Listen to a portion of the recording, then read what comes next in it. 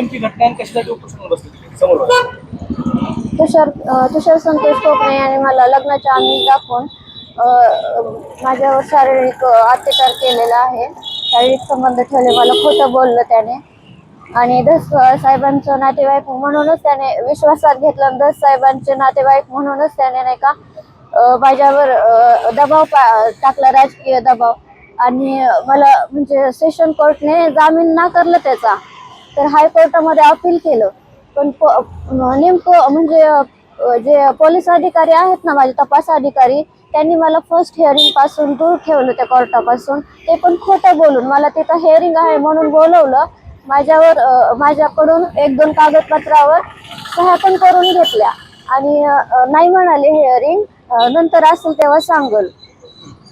मग सुरेश धसांचा दबावच दिसतोय ना डायरेक्टली. कारण धमक्या पण ह्या माणसांनी मला फक्त आम्ही धस आहे तर आम्ही धस साहेबांचे माणसं आहे तर धस साहेबांचे माणसं करून एवढ्या घाण शिव्या दिल्यात मला. रेकॉर्डिंग वगैरे सगळे मी त्या न्यूजवाल्यांकडे पाठवलेले आहेत.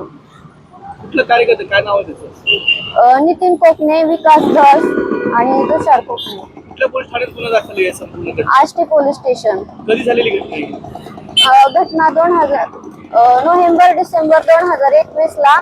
आणि ते व्यक्ती आला होता एप्रिल 2024 मध्ये.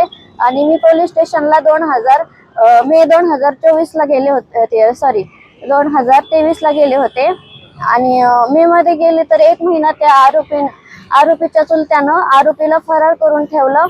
आणि तोच सगळा पुढाकार घेऊन बोलायला लागला तिथं पोलीस स्टेशन मध्ये येऊ.